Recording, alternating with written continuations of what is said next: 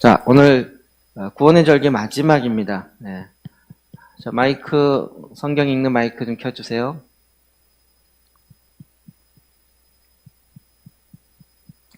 오늘 마지막 본문은 마태복음 24장 3절에서 35절까지입니다. 됐어요. 네. 같이 마태복음 24장 3절에서 35절 말씀 같이 읽겠습니다. 시작. 예수께서 감람산 위에 앉으셨을 때에 제자들이 조용히 와서 이르되 우리에게 이르소서 어느 때에 이런 일이 있겠사오며 또 주의 임하심과 세상 끝에는 무슨 징조가 있사오리까. 예수께서 대답하여 이르시되 너희가 사람의 미혹을 받지 않도록 주의하라. 많은 사람이 내 이름으로 와서 이르되 나는 그리스도라 하여 많은 사람을 미혹하리라. 난리와 난리 소문을 듣겠으나 너희는 삼가 두려워하지 말라. 이런 일이 있어야 하되 아직 끝은 아니니라. 민족이 민족을, 나라가 나라를 대적하여 일어나겠고 곳곳에 기근과 지진이 있으리니 이 모든 것은 재난의 시작이니라. 그때 사람들이 너희를 환난에 넘겨주겠으며 너희를 죽이리니 너희가 내 이름 때문에 모든 민족에게 미움을 받으리라. 그때 많은 사람이 실족하게 되어 서로 잡아주고 서로 미워하겠으며 거짓 선지자가 많이 일어나 많은 사람을 미혹하겠으며 불법이 성함으로 많은 사람의 사랑이 식어지리라. 그러나 끝까지 견디는 자는 구원을 얻으리라. 이 천국 복음이 모든 민족에게 증언되기 위하여 온 세상에 전파되리니 그제야 끝이 오리라. 그러므로 너희가 선지자 다니엘이 말한 바 멸망에 가증한 것이 거룩한 곳에 선 것을 보거든 읽는 자는 깨달을진저. 그때 유대에 있는 자들은 산으로 도망할지어다. 지붕 위에 있는 자는 집 안에 있는 물건을 가지러 내려가지 말며 밭에 있는 자는 겉옷을 가지러 뒤로 돌이키지 말지어다. 그날에는 나이 벤 자들과 전몽 있는 자들에게 화가 있으리로다. 너희가 도망하는 일이 겨울에나 안식일에 되지 않도록 기도하라. 이는 그때 큰 환란이 있겠음이라. 창세로부터 지금까지 이런 환란이 없었고 후에도 없으리라. 그날들을 감하지 아니하면 모든 육체가 구원을 얻지 못할 것이나 그러나 택하신 자들을 위하여 그날들을 감하시리라. 그때 사람이 너희에게 말하되 보라 그리스도가 여기 있다 혹은 저기 있다 하여도 믿지 말라. 거짓 그리스도들과 거짓 선지자들이 일어나 큰 표적과 기사를 보여 할 수만 있으면 택하신 자들도 미혹하리라. 보라 내가 너희에게 미리 말하였노라. 그러면 사람들이 너희에게 말하되 보라 그리스도가 광야에 있다 하여도 나가지 말고 보라 골방에 있다 하여도 믿지 말라. 번개가 동편에서 나서 서편까지 번쩍임같이 인자의 임함도 그러하리라. 주검이 있는 곳에는 독수리들이 모일 것이니라. 그날 환란 후에 즉시 해가 어두워지며 달이 빛을 내지 아니하며 별들이 하늘에서 떨어지며 하늘의 권능들이 흔들리리라. 그때 인자의 징조가 하늘에서 보이겠고 그때 땅의 모든 족속들이 통곡하며 그들이 인자가 구름을 타고 능력과 큰 영광으로 오는 것을 보리라. 그가 큰 나팔 소리와 함께 천사들을 보내리니 그들이 그의 택하신 자들을 하늘 이 끝에서 저 끝까지 사방에서 모으리라.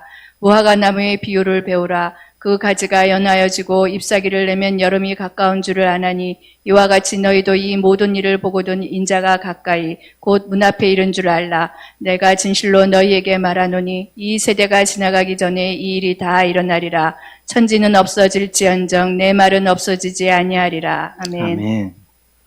지난주 보았던 마가복음 13장에 있는 말씀과 내용이 거의 같습니다. 본문 내용이 두 개 비교해봐도 많이 일치하더라고요. 자, 우리는 지금 속사람의 성장과 구원의 절기의 일련의 과정들을 거의 오늘로 이제 마치게 되어집니다. 한 해 처음 시작할 때는 저도 사실은 그냥 이렇게 개념적으로만 알고 있었지만 그것이 나에게 또 구원이라는 개념으로 적용되지 않았었던 게 너무 많았어요.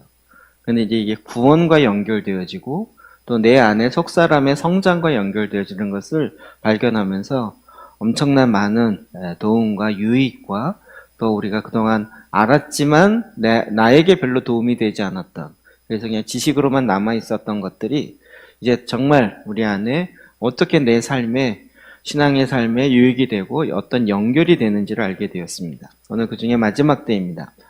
이 마지막은 2주간 동안 진행되는데 특별히 이제 2주간의 가장 큰 주안점은 뭐냐면 주님의 다시 오심과 영생입니다. 주님의 다시 오심.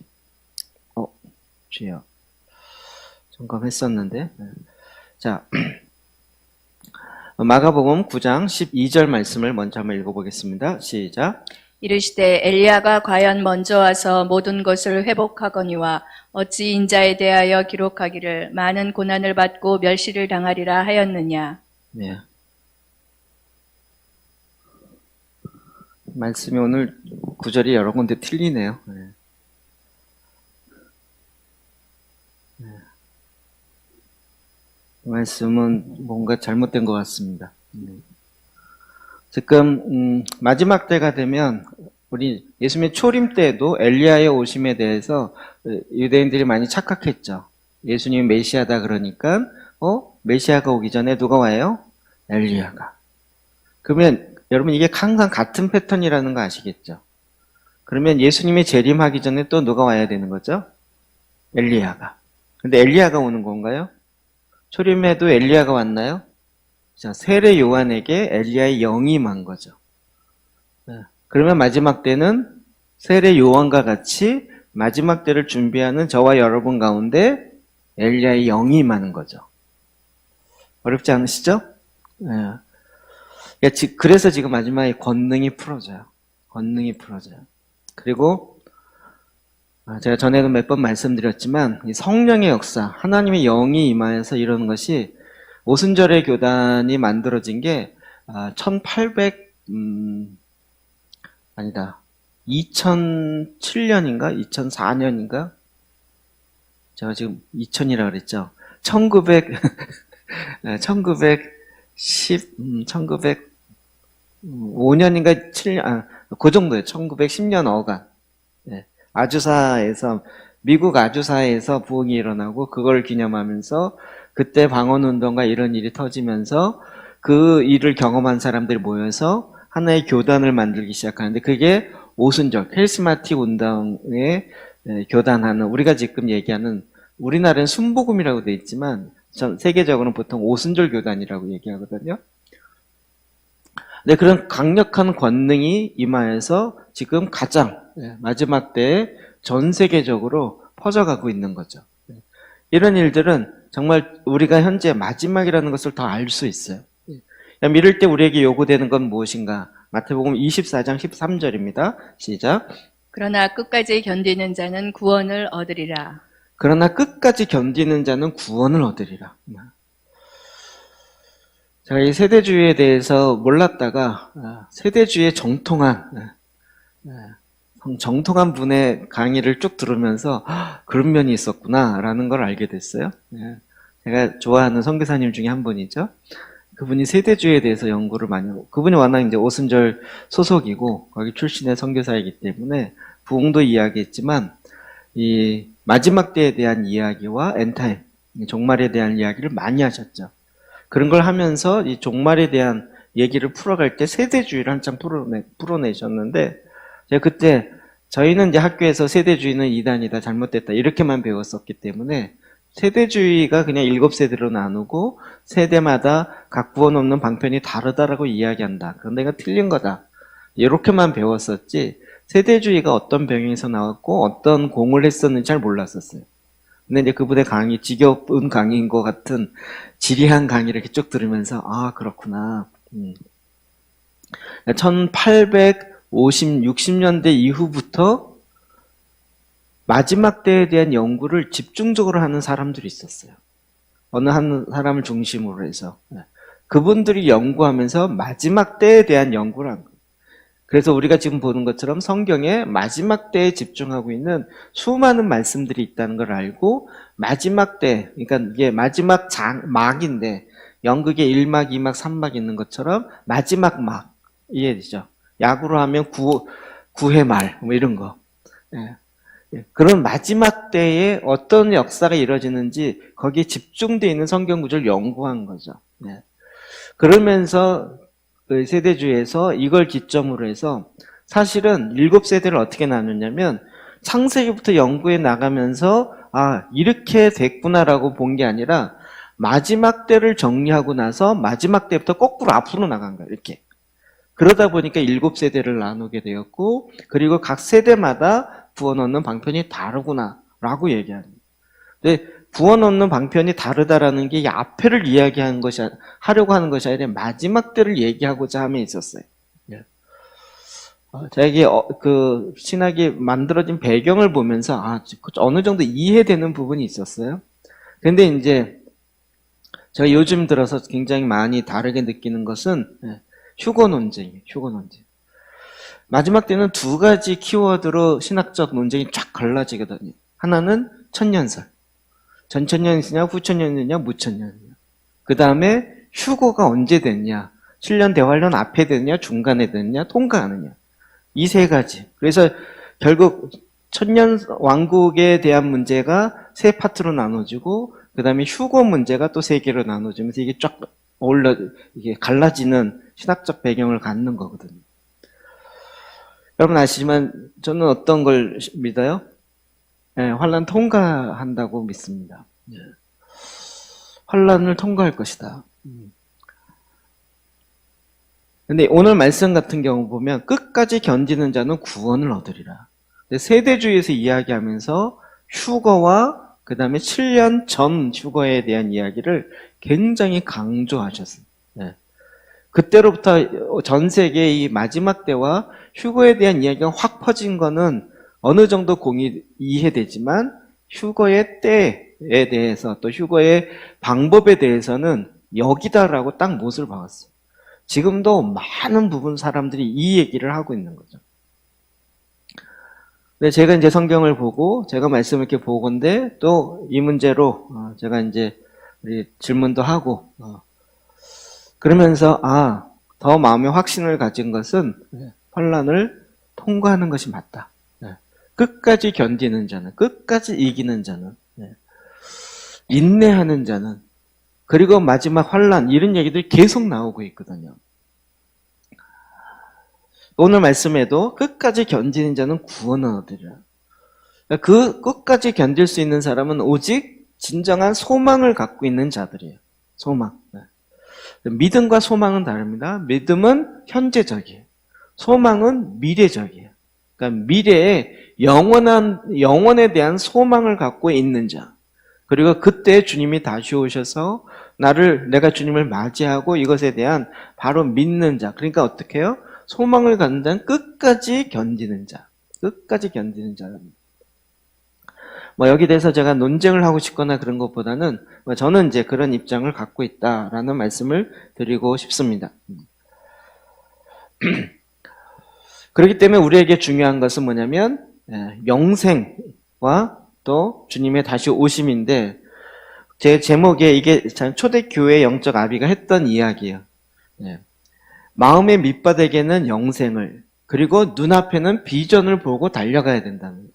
우리 마음의 가장 가장 이 밑바닥, 기초가 되어지는 부분에서는 우리의 영생에 포커스가 되어 있어야 되고 우리의 바로 눈앞에 초점은 비전. 주님이 앞으로 어떻게 이루어갈 거니까 소망에 대한 초점을 둬야 된다는 거죠. 자, 그러면 영생은 무엇인가? 요한복음 17장 3절에 아예 정의하고 있죠. 읽어봅시다. 시작. 영생은 곧 유일하신 참 하나님과 그가 보내신 자 예수 그리스도를 아는 것이니이다. 아멘. 네. 영생은 뭐라고요? 유일하신 참 하나님과 그가 보내신 자 예수 그리스도를 아는 것이다. 오늘 오전에 창조로부터 시작해서 예수 그리스도 안에 있고 그리스도를 위해서 창조되어 있고 그리스도 안에 서 있고 이 모든 것이 예수 그리스도를 통해서 이루어지게 돼 있죠. 그러니까 그리스도를 안다는 건 사실은 모든 걸 아는 거예요. 이게 굉장히 중요한 비밀이죠. 우리는 이 세상의 학문과 이 세상의 직업 따로 또 예수님을 아는 것 따로 자꾸 이렇게 노는데 이런 모든 직업과 이런 것 다 예수 그리스도 위에 서 있는 거예요. 그러니까 이 그리스도를 아는 것, 이 본질을 아는 것, 근본을 아는 것 이게 가장 중요한 것이고 우리 밑바탕에 있어야 되는 거죠. 그러니까 지금도 복음은 본질로 돌아가야 되는데 그 복음의 핵심이 뭔가가 아니라 그 근저에 가장 밑바닥에 어떤 기초가 있는가. 사실 오늘 오전에 전했던 뒷부분의 이 말씀은 너무 중요한 부분이고 어찌 보면 우리 한국교회가 갖고 있는 생각과는 굉장히 다른 아니면 별로 정리되어 있지 않은 부분을 나눈 이야기이기도 합니다. 그러니까 복음의 처음부터 끝까지를 제대로 이해하는 것이 너무 중요한 것이고, 이것을 뭘로 깨야 돼요? 예수 그리스도. 창조부터 예수님의 다시 오심으로 구원의 완성까지 예수 그리스도. 이렇게 봐야 됩니다. 제가 제일 요즘 싫어하는 단어 중에 하나가, 구약은 성부 하나님 시대고 신약은 예수님 시대고 오늘날은 성령 시대다. 이거 제일 싫어하는 거예요. 말도 안 되는 이야기. 그렇죠? 신구약은 다 삼위일체 하나님이 함께 일했다는 거예요. 그 7세대라는 것을 구원의 방편으로 볼 것이 아니라 하나님의 경륜으로 봤어야 된다는 거죠. 하나님의 경륜. 그때그때마다 이루어가는 하나님의 경륜이 달랐던 것이지, 구원 얻는 그 길이 달랐던 것은 아니라는 거죠. 영생은 그런 면에서 예수 그리스도를 온전히 아는 것, 하나님 아버지를 온전히 아는 것, 아버지가 어떻게 일하실지를 알기 때문에 마지막 때의 이 상황 속에서도 우리는 오히려 더 염려하거나 두려워하지 아니하고 마지막 때 이 표대를 향하여 달려갈 수 있게 되죠.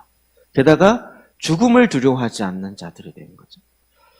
우리에겐 영생이 있고 죽음의 의미 자체가 달라진 것이고, 그렇기 때문에 이제는 사탄을 이길 수 있는 자가 된 것이고, 실제 그걸 갖고 싸움의 현장에서 사단을 무력화하는, 오늘 마지막 부분 제가 시간이 없어서 얘기 못했는데, 사단이 예수님이 이겼음에도 불구하고 사단이 왜 안 가고 계속 있죠? 그 원 안에 왜 계속 있죠? 사단의 말을 듣는 자들이 아직 있어요. 그게 진리라고 생각하고 그 법 아래에 있는 자들이 아직도 있어요. 사단은 그거에 근거해서 아직도 있는 거죠. 쫓겨나지 않았어요. 주님이 오셔서 심판할 때 그때 완전히 쫓겨나갈 것이에요. 그러나 아직도 그냥 안 믿는 사람은 그렇거니라고 하지만, 우리 흔히 얘기하는 우리 내부에서도 스파이가 많이 있죠. 그래서 예수를 믿는다고 하지만 내 마음의 의자의 주인이 그 죄에 근거한 사단이 거기를 앉아 있는 경우가 많이 있는 거죠. 영생은 그러나 그 모든 상태에서 오직 예수 그리스도를 안다. 이 얘기는 주님이 지금 마지막 때까지 구원의 완성을 향해서 무엇을 이루기 원하는지를 깨달아 알고 행동한다라는 것을 의미하는 거죠. 자, 그리고 이제 눈앞의 비전을 향해서는 어떻게 해요? 빌립보서 4장 14절 시작. 표대를 향하여 그리스도 예수 안에서 하나님이 위에서 부르신 부름의 상을 위하여 달려가노라. 아멘. 표대를 향하여, 눈앞의 표대. 우리 지금 마지막 유업의 완성을 놓고 있어요. 이 표대를 향해 달려가겠죠. 달려가요. 제가 요즘에 이 유업을 발견하고 이렇게 알고 난 이후부터는 막 더 달려가고 싶은 마음이 들어요. 더 달려가고 싶은 마음이 들어요. 사도 바울, 초대교회 영적 아비들이 이 유업을 알았구나. 그러니까 사도 바울처럼 땅 끝까지 내가 가서 전하리라. 이 엄청난 복음의 창조부터 완성까지 하나님 나라의 것들을 그냥 머물러 있지 아니하고 계속 정말 하나님 주시는 방법에 최대한 성령의 인도하심 따라 순종하여 나아갔던 것이죠. 저는 이제 젊은이들이 이 유업이 회복되어지길 바라요. 모든 그리스도인들이 다 유업이 회복되어지면 정말 표대를 향해 달려가는 일이 일어날 것 같아요. 제가 이런 것 때문에 자꾸 이제 요즘 고민하면서 한국 기독교가 뒤로 물러나지고 있다. 이것으로 우리가 근심하고 염려할 게 아니라 유업을 잃어버린 것을 염려하고 유업을 다시 회복하도록 기도하고요. 기도는 어떻게 하죠? 에베소서 1장 17장. 우리 마음의 눈을 열어서 하나님의 부르심의 소망이 무엇이며 하나님의 기업의 영광의 풍성함이 무엇인지 알게 해달라고 기도해야 되는 거죠. 그렇죠? 네. 하나님의 기업의 영광의 풍성함, 하나님의 유업의, 이 세상의 직장 생활의 유업, 얼마 벌고, 이후 더 벌고, 덜 벌고, 이런 건 별로 그렇게 크게 중요한 요소가 아닌 거예요. 우리 이제 그것을 향해서, 비전을 향해서, 표대를 향해서 달려가게 되는 거죠. 그래서 이게 애니메이션이 요거 하나가 잘못된, 하나만 쳐져 있는. 자, 거기 있는 문자, 이것도 초대교회 영적 아비가 했던 말씀입니다. 읽어봅시다. 시작. 나는 하나님만 필요합니다. 나는 영원히 그분과 함께 있을 것입니다. 그분은 나의 필요가 되십니다. 그분은 내가 사모하는 신랑이시며 나의 온 마음으로 사모하는 분이십니다. 나는 영원히 그분과 함께 해야 합니다. 아멘. 예. 정말 우리가 기도할 때, 제가 이렇게 기도 문장을 놓는 건 이 자체가 굉장히 중요한 기도 문이에요. 네. 이걸 가지고 이따 마지막에도 기도합시다. 이렇게 기도합시다. 주님, 정말 나는 하나님만 필요합니다. 하나님만 필요합니다. 내가 사모하는 것은 오직 나의 신랑 되시는 예수 그리스도이십니다. 온 마음을 다해서 주님으로 완전히 가득 차도록. 어찌 보면 초대교회가 2000년 전이니까 지금보다 우리보다 훨씬 못 살고 문명의 편안함 이런 거 훨씬 없었을 텐데도 불구하고 그들에게는 편안함을 추구한 것이 아니라 주님을 추구한 거죠. 지금 우리는 너무 감사한 게 많죠. 빨래는 세탁기가 해주고 뭐가 해주고. 그럼 그 남는 시간 뭐 해요? 주님을 더 추구할 것 같은데 안 그렇죠. 남는 시간 이제 나를 위해서 쓰기에 바쁜 거죠. 자, 그래서 우리 마음속에는 정말 진정한 소망을 갖게 돼요. 근데 주님이 이것을 우리 안에 만들어 놓으셨어요. 전도서 3장 11절 봅시다. 시작. 하나님이 모든 것을 지으시되 때를 따라 아름답게 하셨고 또 사람들에게는 영원을 사모하는 마음을 주셨느니라. 그러나 하나님이 하시는 일의 시종을 사람으로 측량할 수 없게 하셨도다. 아멘. 사람들에게 영원을 사모하는 마음을 주셨어요. 사람들에게 영원을 사모하는 마음. 이게 이제 잘못 적용되어지면 진시황제처럼 되는 거죠. 안 죽고 계속 살고 싶다. 그런데 하나님은 그 방법을 쓰지 않으신 거죠. 죽지만 계속 영원히 갈 수 있게 하신 거죠. 이 말 이해되세요? 네. 내 육이 안 죽고 육이 영원토록 가는 게 아니라 육은 죽지만 실제는 뭐예요? 영이. 영이 살아서 영이 영원토록 가게 한 거죠. 어쨌든 그 마음 속에는 뭐가 있어요? 영원에 대한 마음이 있었던 거죠. 근데 이 세상이 다 유한하니까 어떻게 하면 영원할까? 우리가 보통 샤만이나 나온 것들 다 뭐죠? 인간보다 더 오래 산 나무, 500년 된 나무, 와, 인간보다 더 살아 이러면서 그 앞에 소원을 빌고 엄청나게 큰 돌, 큰 산, 큰 강, 큰 무슨 바다 이런 게 다 신의 대상이 된 것처럼 된 거죠. 근데 그 배경에는 뭐가 있는 거예요? 영혼을 사모하는 마음이 있는데 잘못 적용한 거죠. 그러니까 우리에게는 다 이 영혼을 사모하는 마음이 있어요. 그리고 우리 자꾸 착각하죠. 내가 영원토록 살 거라고 착각하죠.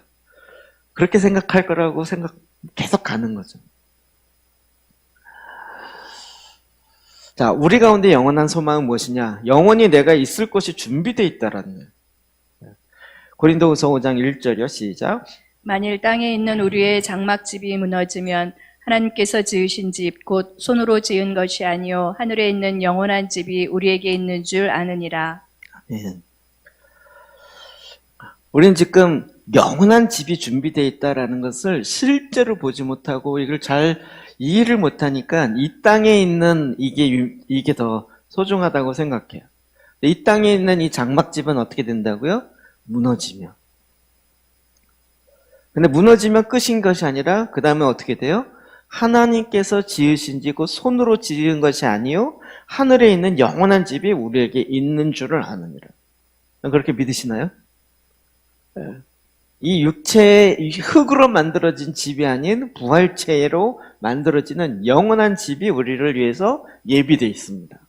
할렐루야죠? 여러분 어떠실지 모르지만 요즘 이렇게 택배가 아주 유명하잖아요. 택배 요즘 이렇게 박스에 보면 문자가 와요. 그렇게 기다리시던 택배가 도착하였습니다. 마음을 다해서 기다리던 택배가 드디어 도착하셨습니다. 뭐 이런 거. 근데 왠지 거기에 동의가 되는 거 있죠. 뭐 이렇게 주문해 놓으면 그게 언제 오나 그리고 계속 하루 이틀 기다리고 안 왔나 뭐 이거 확인하고. 네. 그렇죠? 올 거라는 것을 예상하고 그걸 아니까 기다리는 거예요. 근데 그것처럼 이 택배는 아니지만 우리의 육체의 장막이 무너진다면 뭐가 와요? 하나님이 지으신 부활체에 하나님의 영원한 집이 있다는 거예요. 궁금하시죠? 그것을 사모하는 거예요. 그것에 대한 소망감이 있는 거죠. 그럼 거기에 우리가 준비되어 있어요. 우리에게 동일한 일은 그 하늘에 대한 소망들, 이따 더 얘기하겠지만 우리가 승천절을 지나가면서 우리의 마음이 지금 하늘로 이미 그렇죠. 하늘에 속한 자가 돼 있고 하늘에 하나님이 이루신 그 일들을 우리는 하나씩 맛보기 시작하고 이 땅 가운데 내려오기 시작하는 거예요. 우리는 그것을 알기 때문에 이 땅에 살지만 하늘의 것을 끌어당겨서 내려오는 작업들을 하는 거죠. 고린도후서 4장 18절이요. 시작. 우리가 주목하는 것은 보이는 것이 아니요 보이지 않는 것이니 보이는 것은 잠깐이요 보이지 않는 것은 영원함이라. 아멘. 주목하는 것은 보이는 것이 아니라 보이지 않는 것을 주목한다고요. 그럼 우리가 하나님의 성전이라 그래요. 그렇죠? 너희가 하나님의 성령인 것이 성전인 것을 알지 못하느냐. 그러면 교회가 뭐라고요? 나라고요. 나, 교회. 교회가 누구라고요? 나라고요. 내 안에 주님이 거하는 성전이 지어진다고요. 그럼 충분히 이건 이해되시죠? 근데 보이세요? 눈에 보이세요? 눈에 안 보이는 걸 지금 뭘 짓고 있다는 거예요? 퍼포먼스 하는 거 이렇게 짓고. 그 얘기 아니죠? 자, 근데 이것이 영원한 거야. 눈에 보여지는 성전이 영원한 게 아니라 눈에 보이지 아니하는 성전이 영원한 거야. 눈에 보이는 것은 오히려 모형이에요, 모형. 보이는 것은 잠깐이에요. 보이지 않는 것이 영원한 거예요. 우리는 여기에 마음을 두고 이 영원에 대한 소망을 가지고 우리가 가는 거죠. 우리가 지금 주의 일에 힘쓰고 이 모든 것이 헛되지 않은 줄 아는 것은 이것이 주님 앞에 갔을 때 어떻게 될지를 아는 거예요.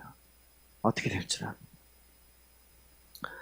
그렇기 때문에 우리에게는 지금 주님의 거하시는 거처로서의 그 교회, 이건 이제 종말론적 교회라 그러는데 여러분 이것은 영원토록 거하는 거예요.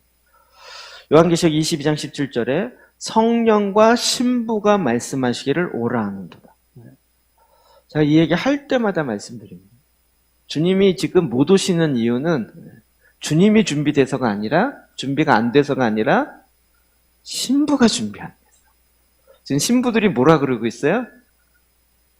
주님이 내가 이제 가마 이럴 때 신부들이 뭐라고 반응해요? 아직 안 돼요. 아직 안 돼요. 아직 준비가 덜 됐어요. 화장을 덜 했고요. 아직 장신구를 못 달았고요. 준비가 안 됐어요. 이런. 근데 지금 요한계시록은 뭐라고 얘기해요? 성령과 신부가 같은 말을 해요. 오십시오. 오십시오. 주님의 거처로 오십시오. 거처가 준비 다 됐습니다.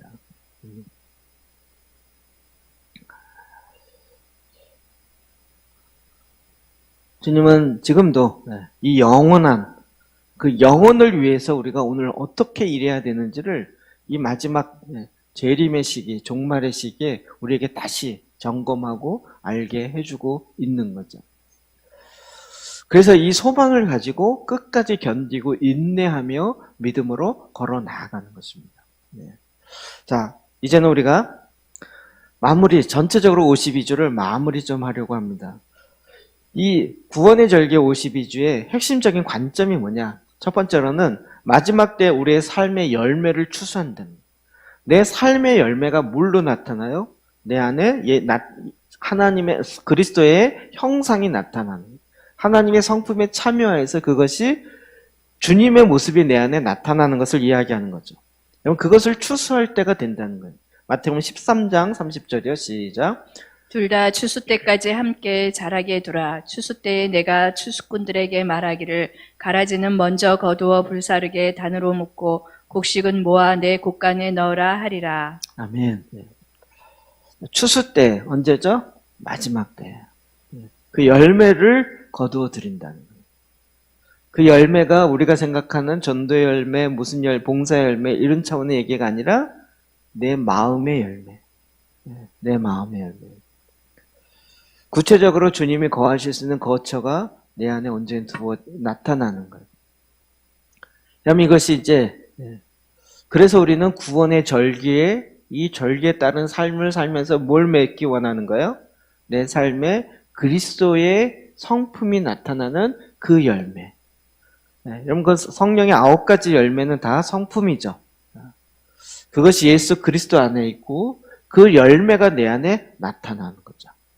그렇게 하기에 이 구원의 절기는 너무나도 필수적인 것이에요. 뿐만 아니라 이렇게 할 수 있도록 하늘에 있는 자원, 하늘에 있는 존재와 또 십자가와 연결됩니다. 히브리서 12장 2절입니다. 시작. 믿음의 주여 또 온전하게 하시는 이인 예수를 바라보자. 그는 그 앞에 있는 기쁨을 위하여 십자가를 참으사 부끄러움을 개의치 아니하시더니 하나님 보좌 우편에 앉으셨느니라. 아멘. 믿음의 주여 온전케 하신 이인 예수 그리스도를 바라보자. 십자가를 참으사 부끄러움을 개의치 아니하고 하나님 보좌 우편에 앉아 계신데 우리가 지금 어디 있어요? 예수 그리스도 안에 있잖아요. 그리스도가 내 안에, 그래서 내가 이 땅에서 그리스도가 나타나고 또 나는 그리스도 안에 거함으로 주님 보좌 우편에 지금 이런 일들이 연결되는 거죠. 와, 이것만 하더라도 엄청난 신비예요. 엄청난 신비. 이게 제가 승천절에 풀어지는 거였잖아요. 예수님이 승천했대 이렇게 끝나는 것이 아니고. 제가 이제 구원의 절기를 이렇게 보면서 하나씩 짚어볼까요? 성육신 없이 믿음이 성장할 수 있을까요? 성육신, 말씀이 육신이 되지 않는데 믿음이 성장이 가능할까요? 성육신의 절기가 없이. 그럼 뭐가 도대체 말씀이 육신이 되는 말씀의 씨앗이 내 안에 뿌려지지 않았는데 성장이 뭐가 되겠어요? 그러니까 성육신 없이는 구원의 완성이 시작도 될 수가 없겠죠. 그리고 십자가의 절기, 사순절에 내 옛사람이 죽지 않고 과연 속사람이 제대로 살아갈 수 있을까요? 그리스도와 함께 십자가에 못 박혀 죽지 않고는 새 사람이 나타날 수가 없어요. 그래서 사순절에 이 그리스도와 함께 십자가의 절기에 이게 옛사람이 죽는 건 반드시 있어야 할 것이에요. 그러면 또 십자가 절기 없이는 구원이 성장할 수 있을까요? 속사람이? 그 다음에 부활의 절기. 부활 없이 우리의 속사람이 성장할 수 있을까요? 부활에 대해서 믿는 것이 아니라 실제 우리 안에 새 사람이 성장되는 것. 그리고 승천. 아니, 하늘과 연결되어서 하늘로부터 보냄받았고 하늘의 자원으로 연결됨은 없이 우리가 성장될 수 있을까요? 이 땅에 있는 것으로 구해서 땅에 있는 것을 구해갖고 성장이 될까요? 아니죠. 그러니까 위의 것을 구하라고 자꾸 얘기합니다. 그리고 성령의 강림절이. 성령님 없이 우리가 이 믿음의 길을 과연 갈 수가 있을까요? 그리고 마지막 재림의 절기에 영생과 주님의 다시 오심, 영원에 대한 것. 이거 없이 우리가 인내로 갈 수 있을까요? 이 구원의 절기는요, 없어서는 안 되는 가장 정말 기본이 됩니다. 늘 지나고 나면 기본이 됐다 그래서 배울 땐 되게 어려운 것 같았는데 배우고 나니까 이 너무 중요한 기초인 거죠. 하나님께서 우리에게 이것들을 계속 알게 하시고 연결되게 하신 거죠. 자, 영적 달력은 마지막 때에 영혼에 초점을 맞추고 있습니다. 히브리서 11장 13절과 14절이요. 시작. 이 사람들은 다 믿음을 따라 죽었으며 약속을 받지 못하였으되 그것들을 멀리서 보고 환영하며 또 땅에서는 외국인과 나그네임을 증언하였으니 그들이 이같이 말하는 것은 자기들이 본향 찾는 자임을 나타냄이라. 아멘. 아브라함, 믿음의 조상 아브라함. 갈 바를 알지 못하고 가라 그랬을 때 갈대우를 떠나 갔어요. 여러분, 가나안 땅에 아브라함이 그 하나님의 언약으로 준 땅을 아브라함이 다 차지했나요? 아니죠. 헤브론의 조그만 땅. 아직 유업의 약속, 땅의 유업을 언약으로 받았지만, 아브라함이 직접 그걸 다 차지했어요? 못했어요? 못했죠. 그냥 바라보고 간 거예요, 바라보고. 그 다음에 이삭, 야곱, 요셉. 아브라함부터 들었던 그 언약의 내용이지만 그걸 다 차지했나요? 평생 그냥 들었고 전달했을 뿐이지 본인이 차지하지 못했어요. 본인은 거기에 진짜 외국인과 나그네에 불과했어요. 이제는 이 일이 어떻게 해요? 진행되면서 마지막 완성으로 간다라는 것을 보고 이 바톤 터치를 계속 해온 거죠. 그들이 이같이 말하는 것이 자기의 본향 찾는 자, 본향을 찾는 자, 이 유업을 다시 회복하는 자. 그래서 장막 가운데 거하고 임시로 있는 주님은 계속 우리에게 그것을 이야기해 준 거죠. 그러니까 이 마지막 때의 완성이 이루어질 것이고 영혼의 초점을 맞추게 한 거죠. 영적인 단력이요. 계속 우리에게 이 흐름들을 보게 한 거예요. 이런 것 없이 우리가 이제 그동안 신앙생활을 해보니까 그냥 어떤 개념을 갖고 있고 이 개념을 다 이해했으면 이만큼이다 라고 했는데 삶의 변화는 안 일어났던 거죠. 근데 지금 이 구원의 절기를 하면서 이 모든 개념들을 다 내 속사람의 성장과 연결시키게 된 거죠. 이게 초대교회의 영적 아비들의 엄청난 유산이고 축복이죠. 우리가 그것을 지금 누려서 여러분 올 한 해 동안 배부르지 않으시는가요? 배 안 부르세요? 그러나 이렇게 매번 하나님께서 풍성하게 허락하시고 우리를 성숙시키시는 거죠. 자, 이와 같은 영적 단력, 구원의 절기 영적 단력의 핵심적인 목적이 있어요. 왜 이렇게 하는가? 첫 번째로 예수님을 더 깊은 방식으로 알아간다. 베드로전서 2장 21절 시작. 이를 위하여 너희가 부르심을 받았으니 그리스도도 너희를 위하여 고난을 받으사 너희에게 본을 끼쳐 그 자취를 따라오게 하려 하셨느니라. 아멘. 고난을 받으사. 예수님이 왜 고난을 받으사? 여기까지는 그래도 죄송하지만 미안하지만 주님이 고난 받으심으로 우리가 나음을 입었으니까 좀 아래 어깨 황송하지만 그것까지는 그냥 감사합니다 이렇게 받겠는데 너희에게 본을 끼쳐 그 자취를 따라오래. 뭐예요? 고난의 자취를 따라오라는 거예요. 요건 좀 이해가 안 됐지 않았어요? 아니 예수님 고난 받은 건데 나로 알고 왜 그 길을 따라오라 그래요? 그 고난은 다 주님이 치루셨기 때문에 나는 이제 평탄해야지 이렇게 생각했던 거예요. 근데 오늘 아침 그 유업과 고난의 의미요. 제가 그 완전 캐제를 불렀어요. 우와. 그리고 나서요. 제가 이번 주에 한국에 초기에 오셔갖고 강의한 강의를 다시 한두 개 들었는데요. 고난 얘기 나와요. 사실 처음부터 계속 고난 얘기 했어요. 우리 기가 막히고 듣는 귀가 없으니까 그거 다 지나간 거예요, 그냥. 십자가 설교하실 때도 고난 얘기하시고 보니까 이 얘기를 하셨어요. 이 얘기를. 근데 내가 듣고 싶지 않았고 들으려고 하지 않았던 거죠. 그러면서도 주님을 닮고 싶다라고 이야기해요. 참 언밸런스. 주님을 닮고 싶으세요? 아멘. 자, 그러면 닮기 위해서 고난의 길을 가는 것이 의미가 무엇이고 축복이 무엇인지 막 설명했는데 노. 그건 노.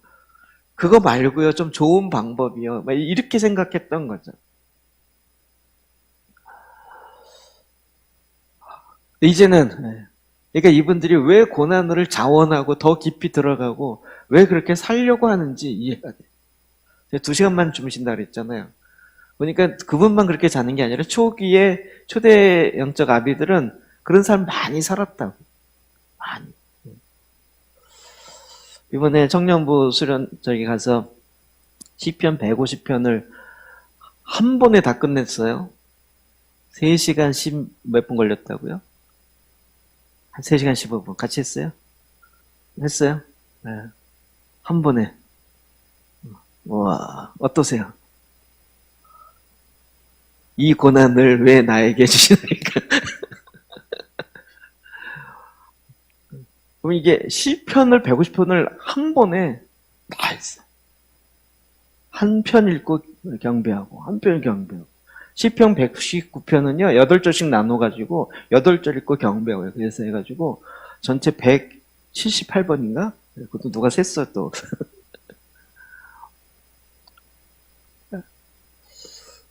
그걸 한 번 하니까 또 하고 싶으세요? 그런데 여러분 책에 보니까 뭐라고 돼요? 초기의 영적 아비들은 매일 했단 말이에요. 그걸 매일. 그것만 했느냐? 그렇지 않다는 거죠. 그거 외에도 중보하고 또 할 게 너무 많아요. 근데 왜 이런 걸 왜 자원해서 했냐고요. 자원해서 한 거예요. 예수 그리스도를 더 깊이 알고 그 고난 가운데 동참하는 하나님의 지혜. 그러니까 우리가 지금 영성을 하더라도요. 이게 편안한 영성. 나는 좀 편안하면서 제가 보기에 알면 알수록 그건 아닌 것 같아요. 이게 고난이 풀어져야 되는데 유혹과 관련돼서 고난에 대한 의미가 저는 이제 완전히 새로워지면서 약간 즐기게 되는 거죠. 즐기게. 자, 우리의 구원을 이룸 그리스도가 우리 안의 형상을 이루어요. 빌립보서 2장 12절이요. 시작. 항상 복종하여 두렵고 떨림으로 너희 구원을 이루라. 이전 이 말씀이 충분히 이해되시죠? 동의되시죠? 두렵고 떨림으로 구원을 이루라. 구원의 확신이 없어서가 아니라 주님이 일하시면 우리가 오늘 이루어 가야 될 과제가 있기 때문에 두렵고 떨림으로. 제가 요즘도 사람을 만나는 걸 최소한으로 절제. 사람 만나면 얘기해야 되고 또 같이 밥 먹어야 되고 이렇게 하면 시간이 뭐 쭉 가는 거예요. 그러면 뭘 못해요? 나 오늘 해야 될 걸 못해. 성경 읽어야 될 거 같고 오늘 해야 될 거를 자꾸 뒤로 미뤄줘요. 그러니까 최대한 절제함. 사람을 만나고 싶지 않아서가 아니라 지금 주님 앞에 이게 알면 알수록 해야 될 게 너무 많은 거예요. 영적인 근면함으로 산다고 말은 하는데 이게 잘 안 되니까. 자, 그리스도가 드러나 백성과 불신자를 섬깁니다. 갈라디아서 4장 19절이요. 시작. 나의 자녀들아 너희 속에 그리스도의 형상을 이루기까지 다시 너희를 위하여 해산하는 수고를 하노니. 아멘. 우리는 지금 이 그리스도의 형상이 이루어지기까지 전달하는 게 아니라 전수가 되어서 해산하는 수고를 합니다. 그러니까 지금 1:1 양육하고 그럴 때 가장 핵심이 뭐냐면요. 그분 안에 그리스도의 형상이 출산하는가를 확인해야 됩니다. 거기까지 도와야 됩니다. 거기까지. 그냥 난 우리 커리큘럼 12개 다 끝났어. 땡! 이게 아니고요. 다 끝났는데 아무 변화가 없어요. 그러면 뭐가 문제일까요? 받아들인 사람도 문제일 수 있고 가르치는 사람도 문제일 수 있고. 우린 그냥 12개 처음부터 끝까지 다 했어요. 또 다 알고 있어요. 거기서 끝나는 것이 아니라 실제로 그가 하나님의 사람으로 성장할도록 도우는 거지. 근데 내가 하나님의 사람이 아닌데 내가 그렇게 하나님을 섬기고 내 머리의 주인 되신 분이 예수 그리스도가 아니라 여전히 난데 그 상태에서 그냥 나 이거 가르치고 저거 가르쳤어요. 거기에 진정한 섬김이 나타날 수 있을까? 이런 거죠. 자, 우리는 이제 예수를 따른 인생의 여정을 배우고 완성하는 것이 이 구원의 절기, 영적 달력의 목적, 핵심 목적입니다. 히브리서 11장 8절 시작. 믿음으로 아브라함은 부르심을 받았을 때 순종하여 장래의 유업으로 받을 땅에 나아갈새 갈 바를 알지 못하고 나아갔으며. 아브라함은 부르심을 받았을 때 장래의 유업으로 받을 땅에 나아가는 우리의 인생의 여정. 믿음으로 말미암아 우리가 지금 이게 구원의 절기 중에서 사순절과 홀리위크라고 하는 고난 주간에 이 말씀 많이 나눴죠. 아브라함의 자손에 대한 이야기. 유대인들이 계속 얘기한 거죠. 네가 30도 안 됐는데 아브라함보다 먼저 있었더냐. 그러니까 지금 유대인들이 그 구약으로부터 내려왔던 그들의 신앙의 패턴이 사실은 잘못된 게 굉장히 많아요. 그걸 예수님이 오셔서 바로 잡아줬죠. 진정한 안식일에 목숨 걸고 있는데 진정한 안식이 뭐냐 이런 거예요. 아브라함의 혈통적 후손이라고 목숨 걸고 있는데 그게 뭐냐? 그게 뭐예요? 아브라함이면 아브라함의 삶을 살아야 되지 않겠니? 그 삶을 뭐예요? 이런 거죠.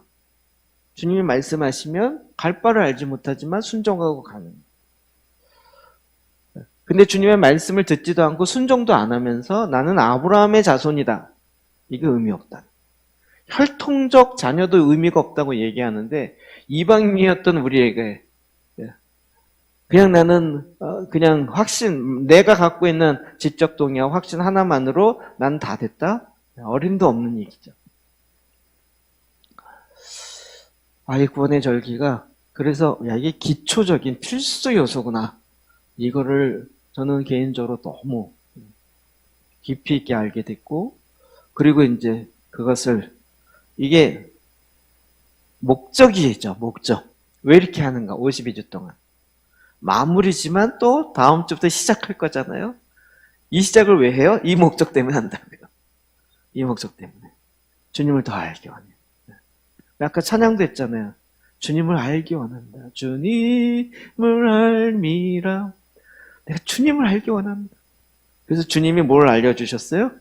나를 알기 원하면 구원의 절기에 따른 삶을 살아라 했다. 그거 말고요. 그거 말고요. 그냥 책 한 번 읽어서 쭈르르 가는 이런 거요. 잠깐 이게 헬라식 알미잖아요. 주님은 지금도 저와 여러분을 통해서 지금 이러한 놀라운 지혜 초대교회 영적 아비들에게 주어졌던, 저는 이거 정말 아무리 생각해도 100번 맞아요. 100번 맞아요. 이스라엘에 대해서 절기에 대해서 아무리 알고 있어도 예수 그리스도의 관점으로 다시 해석돼요. 신약의 영적 아비들의 관점으로 다시 하는. 그들을 통해서 그러니까 결국 제자들, 사도들과 그 영적 아비들을 통해서 주님께서 그 깊이 있는 것을 깨닫거나 알게 해서 그 위에 사도와 선지자의 터 위에 교회가 세워지게 한 거죠. 제가 늘 이게 마음에 갈증 넣었던 그 부분이 저는 굉장히 많이 해결돼요. 저는 교회론에 관심이 너무 많았잖아요. 진정한 교회가 뭔가, 진정한 교회를 오늘날 어떻게 해야 되는가. 제가 그래서 이제 유기체적 교회론 여기까지 도달하게 된 거죠. 생명력의 근거, 조직체가 아니라. 그러면서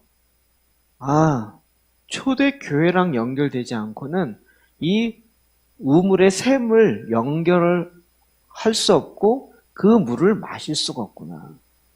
근데 개신교는 이게 연결이 안 돼 있어요. 안타깝게. 연결하기를 거부하죠. 왜냐면 개혁해서 나왔으니까.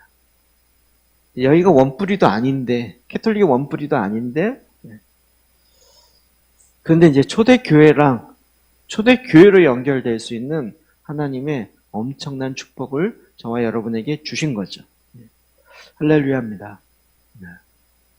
구원의 절기에 대해서 아직 많은 분들이 이해를 잘 못하고 있기 때문에 이게 뭔가 잘 서론적 배경도 잘 이해 안 되고 또 속사람이나 내가 잘 알아야 된다든지 이런 기본적인 배경이 이해되지 않기 때문에 1년 동안 이렇게 드문드문 파편을 듣는 것이 별로 잘 이해가 안 됐을 것 같아요.